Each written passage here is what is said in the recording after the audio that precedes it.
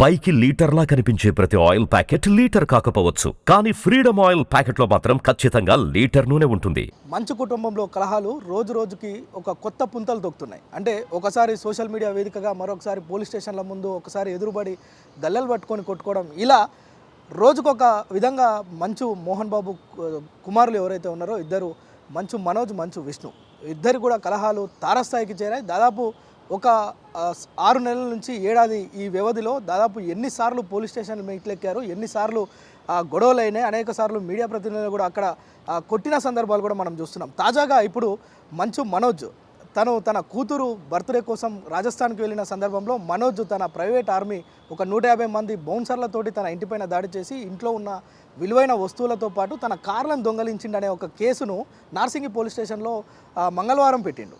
అయితే ఎందుకు ఇదంతా జరుగుతోంది అంటే, వాస్తవానికి 1వ తేదీన మంచు మనోజ్ తన కూతురు బర్త్డేను నిర్వహించేందుకు రాజస్థాన్కి వెళ్ళారు. సో అప్పటి నుంచి కూడా ఇంట్లో ఎవరు అంటే కొద్ది కాలంగా మంచు మనోజ్ జల్పల్లి ఫామ్ హౌస్ కాకుండా బయట వేరేగా ఉంటున్నారు. సో ఈ క్రమంలోనే బర్త్డే కోసం బయటికి వెళ్ళిన తన ఇంటిని టార్గెట్ చేసి మంచు విష్ణు ఇంట్లోకి చొరబడి దాదాపు విలువైన వస్తువులు, అదేవిధంగా కొన్ని సామాన్ ధ్వంసం చేసి ఇంట్లో ఉన్న కార్లను తీసుకెళ్లిరు. దీనికి సంబంధించిన ఆధారాలు నా దగ్గర ఉన్నాయని చెప్పి నార్సింగి పోలీస్ స్టేషన్లో ఫిర్యాదు చేశారు. అయితే మనం చూడొచ్చు ఈ సంఘటనకు సంబంధించి వీరి వివాదం ఏదైతే మంచు మోహన్ బాబు, మంచు మనోజ్, విష్ణు వీరికి సంబంధించిన వివాదం తారస్థాయికి చేరడంతో పాటు ఇక్కడ అనేక సార్లు పోలీసులు వారిని పిలిపించి వార్నింగ్లు ఇవ్వడం, అదేవిధంగా హెచ్చరికలు జారీ చేయడం, ఎట్ ద సేమ్ టైం వారికి కౌన్సిలింగ్లు కూడా, అంటే ఏదైతే శాంతి భద్రతలకు విఘాతం కలిగించడం లేదంటే ఏదో అంటే ఇక్కడ వివాదమైన పరిస్థితులు తీసుకురావడం పట్ల పోలీసులు చాలా ఆగ్రహం వ్యక్తం చేయడమే కాకుండా వారికి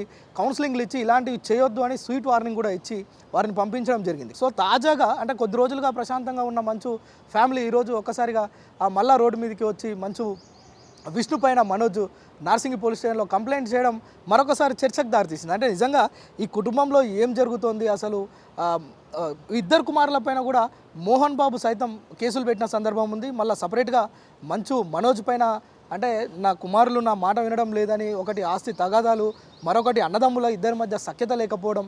సో ఇలా మనం చూస్తున్నాం. ఈ వివాదాల్లో అనేక సార్లు మంచు లక్ష్మి కూడా ఎంటర్ అవ్వడం, ఇలాంటి అనేక సందర్భాల్లో మనం చూస్తున్నప్పటికీ కొద్ది రోజులుగా ప్రశాంతంగా ఉన్న మంచు ఫ్యామిలీ ఒక్కసారిగా అంటే నా కూతురు బర్త్డే నిర్వహించేందుకు రాజస్థాన్కి వెళ్ళి వచ్చే లోపే దాదాపు 150 మంది ప్రైవేట్ ఆర్మీని తీసుకొచ్చి ఎందుకు నా ఇంటిపైన దాడి చేయాలి, అండ్ దాడి చేసి నా విలువైన కార్లను ఎందుకు ఎత్తుకెళ్ళాలి అని చెప్పి తనకు న్యాయం చేయాలని మంచు మనోజ్ పోలీస్ స్టేషన్లో ఫిర్యాదు చేసిండో. ఎట్ ద సేమ్ టైం ఇందుకు సంబంధించిన ప్రతి ఆధారాలు నా దగ్గర ఉన్నాయి. ఏవైతే నా కార్లు తీసుకుపోయి కొన్ని రోడ్డు మీద వదిలేసిండు, కొన్ని వస్తువులను ధ్వంసం చేసిండు, దీనికి సంబంధించిన ఆధారాలు నా దగ్గర ఉన్నాయంటూ కూడా మంచు మనోజ్ పోలీసులకు ఆశ్రయించిండు. అయితే పోలీసులు కూడా దీనిపైన కంప్లైంట్ తీసుకున్నారు, దీనిపైన విచారణ చేపడుతున్నారు.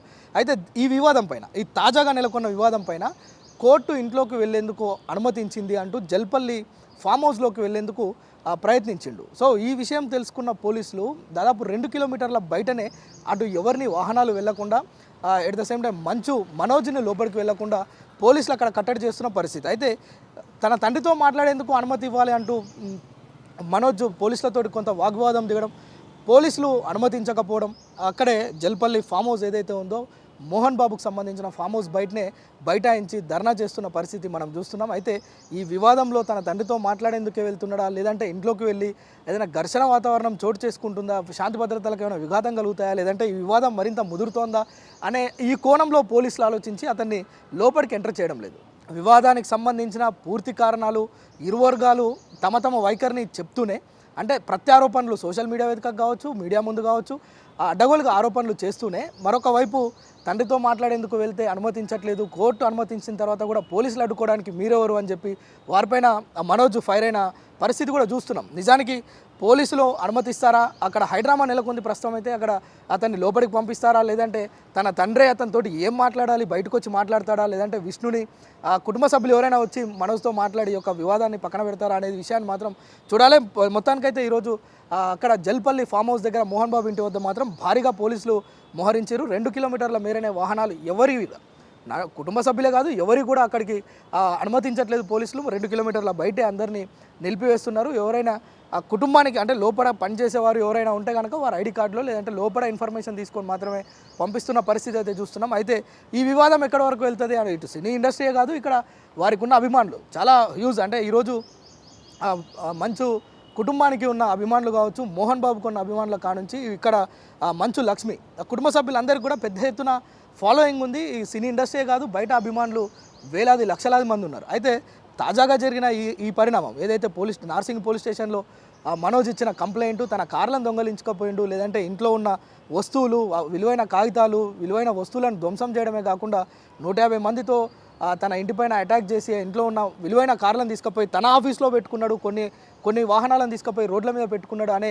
ఈ యొక్క ఆరోపణలు ఏవైతే ఉన్నాయో వీటిపైన ప్రజలందరూ ఎదురు చూస్తున్నారు. నిజంగా దీనిపైన పోలీసులు ఇప్పుడు ఏమైనా వీరికి మళ్ళీ ఒకసారి స్వీట్ వార్నింగ్ ఏమైనా ఇస్తారా, లేదంటే సీరియస్గానే చెప్పి పంపిస్తారా అనేది మాత్రం చూస్తున్న పరిస్థితి ఉంది.